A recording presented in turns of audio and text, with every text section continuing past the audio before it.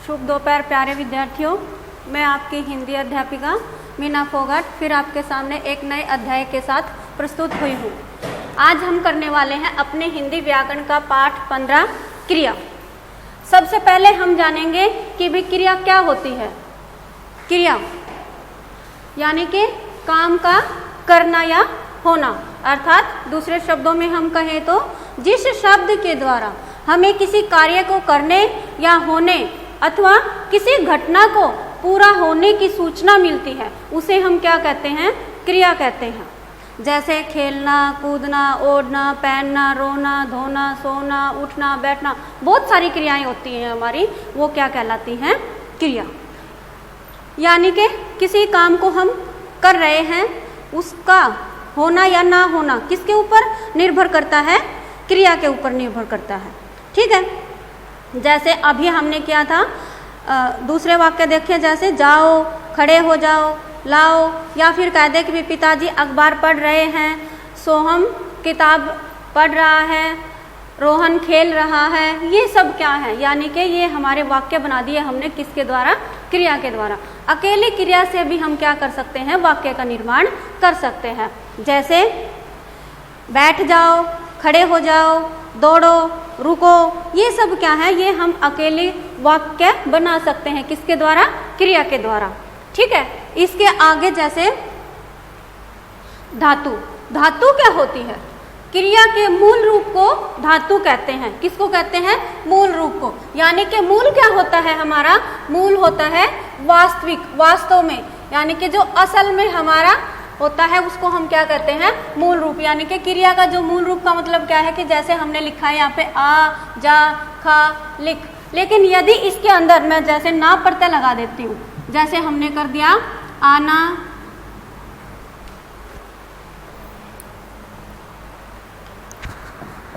जाना, लिखना, पढ़ना, ये सब क्या होगी, हमारी क्रियाएं हो गई। यानी कि ये तो क्रिया का क्या हो गया, हमारा सामान्य रूप, यानी कि जिसको हम प्रयोग करते हैं। और ये क्या है, क्रिया का मूल रूप, और उसको हम क्या कहेंगे, धातु कहेंगे। और यदि उसके अंदर हम कुछ ऐड कर देते हैं, जैसे कि हमने अभी ना प्रत्यय किया है, तो वो क्या बन जाती है, हमारी क्रिया का सामान्य रूप बन जाता है। इसके आगे आता है हमारा, क्रिया के कितने भेद होते हैं, क्रिया के 2 भेद होते हैं। किसके आधार पर है ये, हमारे कर्म के आधार पर। कर्म के आधार पर क्रिया के कितने भेद होते हैं, 2 होते हैं। सबसे पहली होती है हमारी सकर्मक क्रिया और दूसरी होती है हमारी अकर्मक क्रिया। सबसे पहले हमें देखना है कि भाई सकर्मक क्रिया क्या होती है। सकर्मक, स प्लस कर्म, स यानी कि सहित, कर काम, काम सहित, यानी कि जहां पर क्रिया के अंदर क्या पाया जाता है, कर्म पाया जाता है। क्या पाया जाता है, कर्म पाया जाता है, वहां पर क्या होता है, सकर्मक क्रिया। जैसे दूसरे शब्दों में हम कहें तो जिन क्रिया शब्दों के व्यापार का फल कर्म पर पड़ता है, यानी कि जो काम हम कर रहे हैं उसका फल किसके ऊपर पड़ना चाहिए, हमारा कर्म के ऊपर पड़ना चाहिए, ना कि कर्ता के ऊपर। यदि कर्ता पर पड़ता है तो उसके अंदर क्या आता है, हमारा अकर्मक क्रिया हो जाती है। लेकिन जहाँ क्रिया के व्यापार का फल कहाँ पर पड़े, कर्म पर पड़ता है, वहां पर कौन सी क्रिया होती है, हमारी सकर्मक क्रिया होती है। जैसे कृष्ण ने कंस को मारा, कृष्ण ने कंस को मारा। अब हमें देखो यहाँ पर एक वाक्य से हमें कुछ मिल रहा है, जैसे कृष्ण ने कंस को मारा,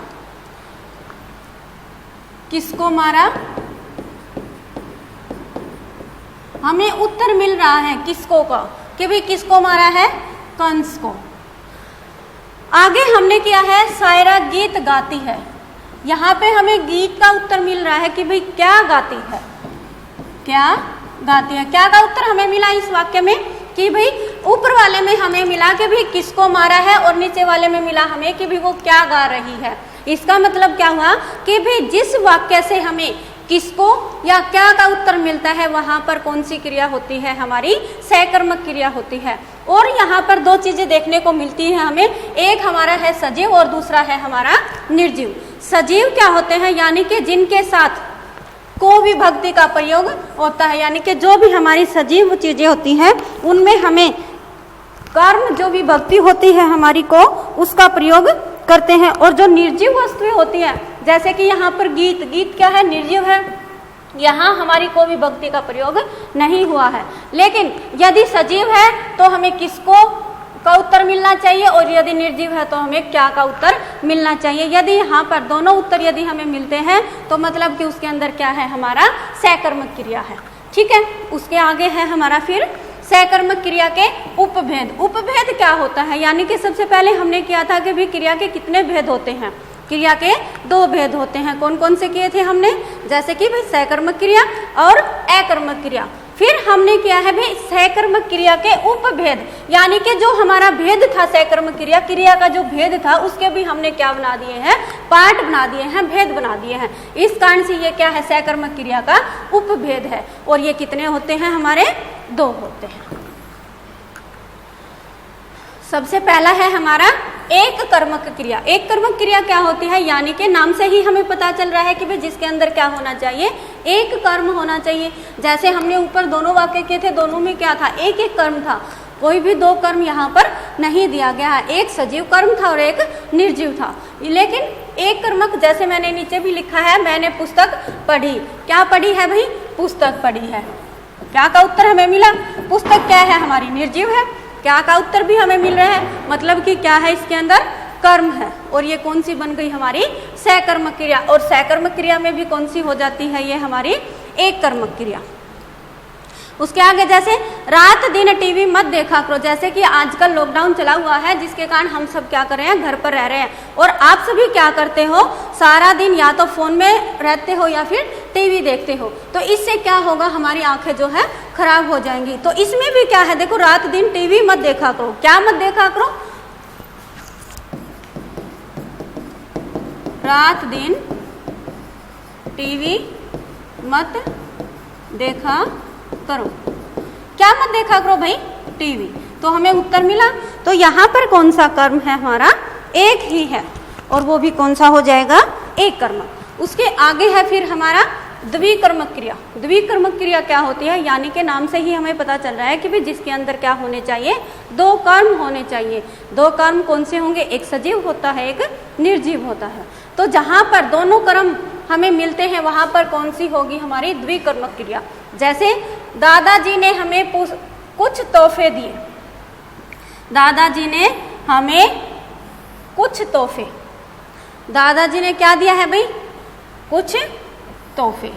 क्या दिया, कुछ तोहफे। किसको दिया भाई, हमें दिए हैं। मतलब यहाँ पर क्या हो गया कि भाई हमें गिफ्ट मिला है, और वो क्या है भाई, तोहफा मिला है। किसने दिया है, हमें दादाजी ने दिया है। तो यहाँ पर हमें क्या का भी उत्तर मिल रहा है और किसको का भी उत्तर मिल रहा है। तो इस कारण से यहाँ पर कौन सी क्रिया होगी, हमारी सकर्मक क्रिया होगी। और सकर्मक क्रिया का उपभेद में भी कौन सी हो जाएगी, हमारी द्विकर्मक हो जाएगी। यानी कि यहाँ पर क्या दिया गया है, दो कर्म दिए गए हैं। उसके आगे है जैसे माँ ने बच्चे को खाना खिलाया। अभी माँ है, जैसे वो क्या कर रही है भाई, अपने बच्चे के लिए खाना बनाया है। जैसे आपकी माता भी बनाती हैं, सभी बनाते हैं, और वो क्या करती है, हमें खिलाती है। तो क्या का उत्तर हमें मिला कि भाई क्या खिला रही है, खाना। किसको खिला रही है, बच्चे को। किसको खिला रही है भाई, बच्चे को। तो ये क्या हो गया, हमारा द्विकर्मक क्रिया। ठीक है, जैसे और कुछ भी उदाहरण हम ले सकते हैं। जैसे सैम ने अर्श को खूब मदद की। खूब मदद की, सैम ने अर्श को खूब मदद की। किसने की है, खूब मदद। किसको की है भाई, अर्श को। अर्श को की है, क्या की है भाई, खूब मदद की है। तो यहाँ पर भी कौन सा कर्म होगा, द्विकर्मक होगा। और कौन सी क्रिया हो जाएगी, हमारी द्विकर्मक क्रिया। इसके आगे है फिर हमारा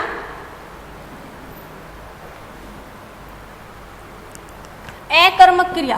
अकर्मक क्रिया यानी कि अ प्लस कर्म। अ नहीं, जिसमें क्या नहीं हो भाई, कर्म नहीं होता, वहां पर कौन सी क्रिया होगी, हमारी अकर्मक क्रिया। जैसे जिस क्रिया शब्द के व्यापार का फल कर्ता पर पड़े, यानी कि यदि हमारा फल कहाँ पर पड़ना चाहिए, यदि हमारा फल कर्म पर पड़ता है तो वो सकर्मक क्रिया होगी। और जहाँ पर क्रिया के व्यापार का फल यानी कि क्रिया का जो भी हो रही है उसका किसके लिए युक्त हुई हो, वो कर्ता के लिए यदि प्रयोग हुई है तो वहां पर कौन सी क्रिया होगी, वहां पर अकर्मक क्रिया होगी। कौन सी क्रिया मानी जाएगी, वहां पर अकर्मक क्रिया मानी जाएगी।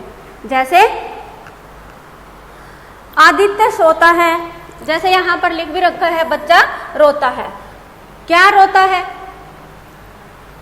अभी आपके मन में आया होगा कि भाई बच्चा रोता है, लेकिन यहाँ पर मैंने ये नहीं पूछा कि भाई कौन रोता है, क्योंकि बच्चा तो किसके लिए है, कौन, कर्ता कौन है, यहाँ पर बच्चा है। और कर्ता के लिए हम किसका प्रयोग करते हैं, कौन का, और क्या का हम किसके लिए करते हैं, कर्म के लिए या किसको।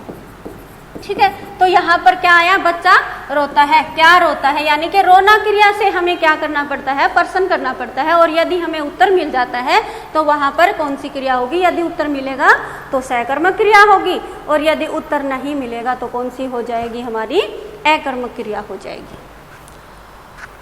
जैसे मोर छत पर बैठा है, मोर छत पर बैठा है, कहाँ बैठा है, कहाँ का उत्तर हमें मिला, कहाँ बैठा है, छत पर।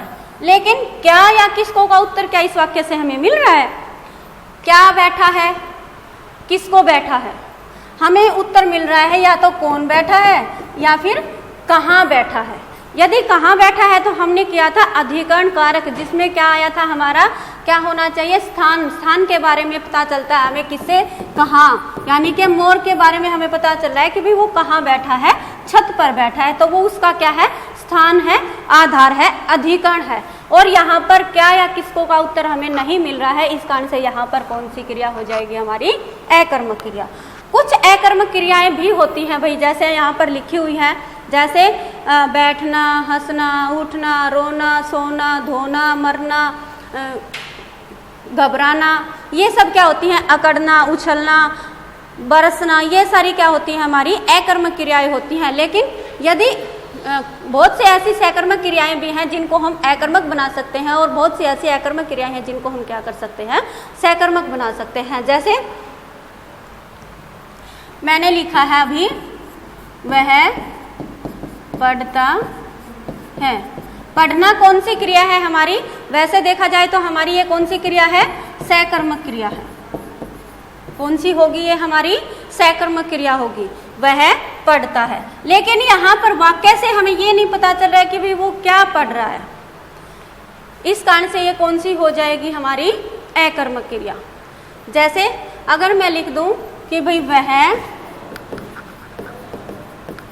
पुस्तक पढ़ता है, अब हमें मिल रहा है उत्तर, क्या का उत्तर हमें यहाँ पर मिल रहा है कि भी वो क्या पढ़ रहा है, क्या पढ़ रहा है, वो पुस्तक पढ़ रहा है। इस कारण से यहाँ पर कौन सी क्रिया हो जाएगी, सकर्मक क्रिया हो जाएगी। देखो दो क्रियाएं हमने ली है, एक ही क्रिया है दोनों में, लेकिन एक वाक्य हमारा अकर्मक क्रिया का बन रहा है और दूसरा वाक्य हमारा सकर्मक क्रिया का बन रहा है। ठीक है, इससे हमें क्या पता चलता है कि भाई हम वाक्य के अंदर, वाक्य को देखकर ही बता सकते हैं कि इसके अंदर कौन सी क्रिया है। ठीक है, इसके आगे है सकर्मक और अकर्मक क्रिया की पहचान हम कैसे कर सकते हैं।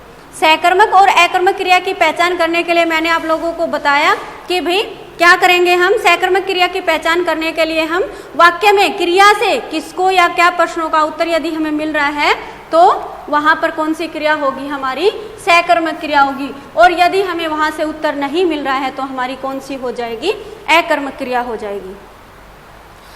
जैसे यहाँ पर हमने किया था सकर्मक क्रिया और अकर्मक क्रिया। जैसे क्रिया का मूल रूप किया हमने, कौन सी होती है क्रिया का मूल रूप, क्या होता है, धातु कहलाता है। जैसे आ, जा, खा, लिख, पढ़, ओढ़, सो, खा, ये सारी क्या होंगी, हमारी क्रिया का मूल रूप, जिसको हम क्या कहते हैं, धातु कहते हैं। और इनके साथ यदि हमने प्रत्यय जोड़ दिया, जैसे हमने यहाँ पर जोड़ा था ना प्रत्यय, तो ये क्या बन जाती है, हमारी क्रिया का क्या बन गया, ये हमारा सामान्य रूप बन गया। ये हमारी क्रिया का क्या बना, हमारा सामान्य रूप बना। तो ये था हमारा क्रिया का टॉपिक कि भाई क्रिया क्या होती है, क्रिया किसे कहते हैं, यानी कि किसी भी काम का करना या होना जहाँ पर पाया जाता है उसे हम क्या कहते हैं, क्रिया कहते हैं। फिर हमने सीखा भी क्रिया के, जैसे हमने यहाँ पर सीखा था कि भाई क्रिया किसे कहते हैं, किसी काम को, कार्य को करने या होने अथवा किसी घटना को पूरा होने की सूचना मिलती है उसे हम क्या कहते हैं, क्रिया कहते हैं। जैसे उसके आगे फिर हमने किया था कि भी धातु किसे कहते हैं, उसके बाद हमने किया कि भी क्रिया के कितने भेद होते हैं, क्रिया के 2 भेद होते हैं, कौन कौन से, सकर्मक क्रिया और अकर्मक क्रिया। फिर हमने किया भी सकर्मक क्रिया क्या होती है, जिन क्रिया शब्दों के व्यापार का फल कर्म पर पड़े, या फिर हम दूसरे शब्दों में क्या कह सकते हैं, जिन क्रिया शब्दों के व्यापार का फल कर्ता को छोड़कर कर्म पर पड़ता है। किसको छोड़कर, यानी कि कर्ता को छोड़कर कर्म पर पड़े, उन्हें क्या कहते हैं, हम उसे कहते हैं सकर्मक क्रिया। जैसे अभी हमने देखा था, मैंने पुस्तक पढ़ी, तुमने बिस्तर उठाया, तुमने बिस्तर उठाया, तो ये क्या है, हमारी सकर्मक क्रिया। क्योंकि यहाँ पर हमें क्या उठाया गया है, यानी कि क्रिया से हमें क्वेश्चन करना है कि भी क्या उठाया गया है, बिस्तर, तो ये क्या हो जाएगी, हमारी सकर्मक क्रिया।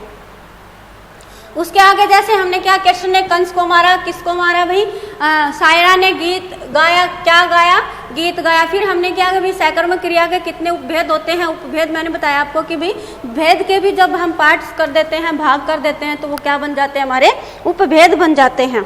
उसके आगे हमने क्या कि भी कौन कौन से उपभेद हैं सकर्मक क्रिया के, एक है हमारा एक कर्मक क्रिया और दूसरा है हमारा द्विकर्मक क्रिया। यानी कि एक कर्मक क्रिया क्या होगी, जिसके अंदर एक कर्म होता है वहाँ पर एक कर्मक क्रिया होगी, और जहाँ पर 2 कर्म होते हैं वहाँ पर कौन सी हो जाएगी, द्विकर्मक क्रिया। जैसे मैंने पुस्तक पढ़ी, एक कर्मक क्रिया, और जैसे माँ ने बच्चे को खाना खिलाया, बच्चे को खिलाया है, क्या खिलाया है, खाना खिलाया है। जैसे दादाजी ने हमें कुछ तोहफे दिए, क्या दिया भाई, तोहफे दिए हैं, किसको दिए हैं, हमें दिए हैं, तो यहाँ पर कौन सी क्रिया हो जाएगी, हमारी द्विकर्मक क्रिया।